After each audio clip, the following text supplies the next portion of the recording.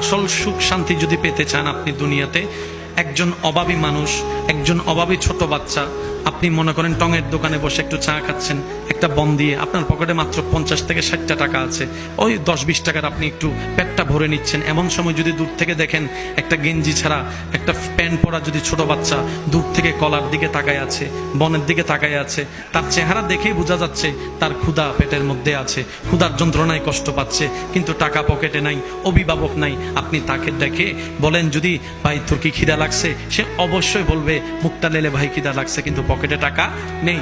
আপনি তাকে শুধু 20টা টাকা দিয়ে 10টা টাকা দিয়ে একটু খাবার দেন, একটা বন দেন, একটা রুটি দেন। ওই বন রুটি হাতে দেওয়ার পরে ওর মুখের হাসিটা একটু দেখিয়েন, আর একটু জোরে বলি। ও 10-20 টাকার একটা বন রুটি কিনে ওই ক্ষুধার্ত ছেলেটার একটু হাতে দেন, মেয়েটার হাতে দেন। হাতে দেওয়ার পরে ওর হাসিটা একটু দেখিয়েন।